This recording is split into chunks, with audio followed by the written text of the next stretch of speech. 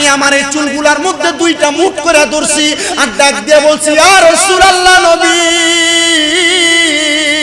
এই বাবরি চুল লম্বা চুলের কারণে মানুষ আমারে বন্ড বলে, মানুষ আমারে বাদে বলে, কিন্তু আপনি নবী সুন্নত রাখছি গো নবী। দুনিয়ার মানুষ আমারে খারাপ বললে আপনি আমারে ভালো বলবেন। আপনি আপনার উম্মত দাবি কইরা আপনি আপনার রওজার কাছে আমারে নিয়ে আসছেন। ও নবী গো, মক্কায় যাওয়ার পরে হজ করে চুলগুলা কাটা লাগবে। আপনি নবী আমি উম্মতের বদদুয়া দিয়েন না, আপনি নবী আমি উম্মতের প্রতি নারাজ হইয়েন না। ও বন্ধুরে, ওই মদিনা যাইতে পারলে কত মজা কত আরাম জানুনি।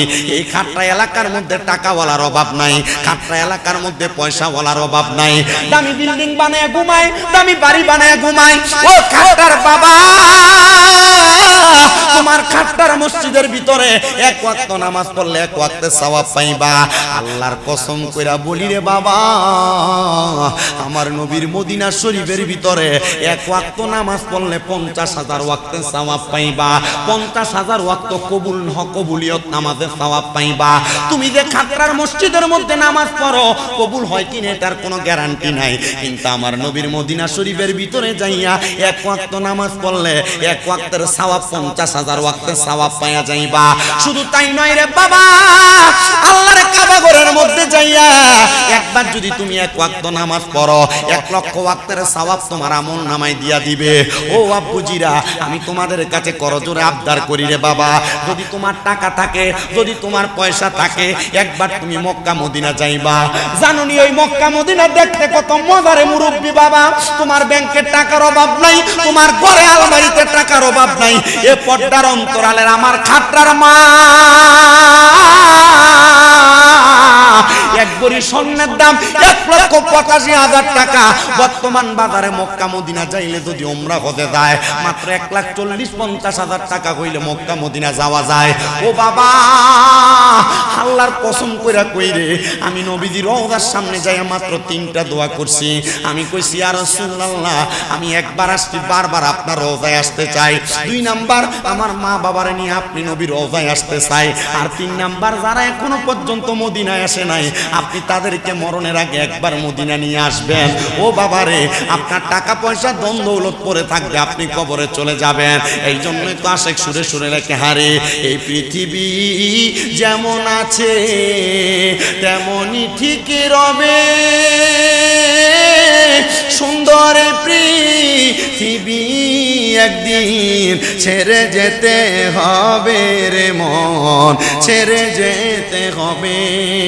মাটির বাড়ি মাটির ঘর দালান কোটা পড়ে রবে, সুন্দর পৃথিবী একদিন ছেড়ে যেতে হবে রে মন, ছেড়ে যেতে হবে।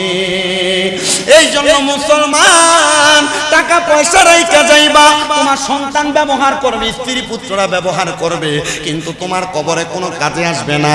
যদি মক্কা মদিনা যায়া মরতে পারো, আমার নবী কয় মান যারা কবরি ওয়াজাবাত লাহু শাফাআতি ইয়াউমাল কিয়ামা।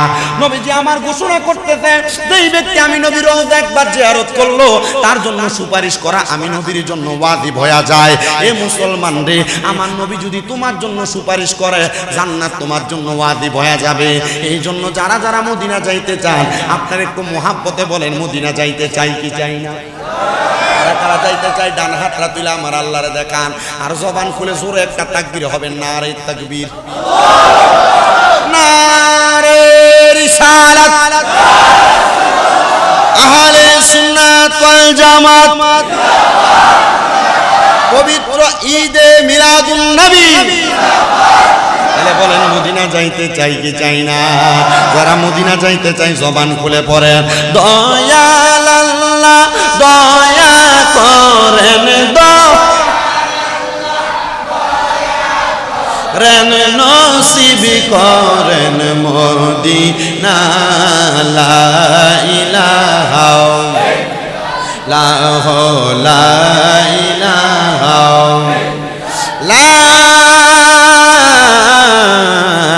ইলাহা ইল্লাল্লাহু মুহাম্মাদুর রাসূলুল্লাহ সাল্লাল্লাহু আলাইহি ওয়াসাল্লাম। ও বাবারা, আপনারা বলেন আমাদের সবার জীবনে গুনাহ আছে না নাই? আমি আমি স্বীকার করতেছি এই খাট্টার মাহফিলে এই মসজিদের মধ্যে আপনারা যত মানুষ আছেন আপনাদের সবার চাইতে বেশি গুনাহ আমি শামীম রেজার। আমি শামীম রেজার গুনাহ যদি আপনারা দেখতেন আমার মাহফিলের মধ্যে আপনারা প্রধান বক্তা বানায়া বসাইতেন না। ও বাবা, এই এলাকার মধ্যে ঢুকতে দিতেন না। আল্লাহ তাআলা আমার গুনাহগুলা গোপন করে রাখছে। এই দাড়ি পাকা মুরব্বী বাবারা, আপনি একটাবার চিন্তা করে দেখেন, আপনি দুনিয়ার কর্মব্যস্ততায় যায়া গুনাহ করতে করতে আপনার কলবটা মরে গেছে। এত গুনাহ করেছেন, আপনার গুনার কারণে আপনি আপনার সন্তানকে মুখ দেখাইতে পারবেন না। যদি আপনার গুনাহ যদি আপনার সন্তান দেখতো, আপনার বাবা বলে পরিচয় দিত না।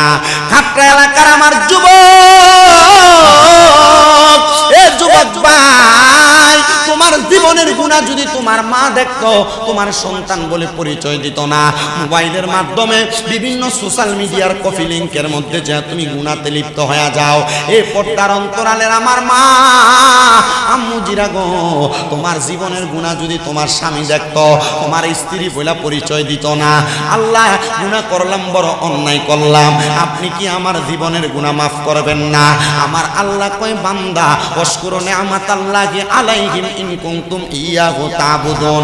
আল্লাহ কয় বান্দা, তোমরা আমি আল্লাহর নিয়ামতের শুকরিয়া আদায় করো যদি তোমরা আমি আল্লাহর ইবাদত করো। আরে আমাদের গুনাহগুলা গোপন রাখছে আল্লাহ, এটা আল্লাহর সবচাইতে বড় নিয়ামত। আপনি যদি এই গুনাহ লয়ে রাস্তা দিয়ে হাঁটতেন, মানুষ আপনারে বাজে বলতো, মানুষ আপনারে মন্দ বলতো। চিন্তা করে দেখেন, খাট্টা এলাকায় কোনো মানুষ যদি চুরি করে, রাস্তা দিয়ে যদি হাইটা যায়, মানুষ তারে কি ভালো মানুষ বলে না চোর বলে? আসতে বললেন, ভালো মানুষ বলে না চোর বলে? চোর বলে কথাটা যেমন সত্য,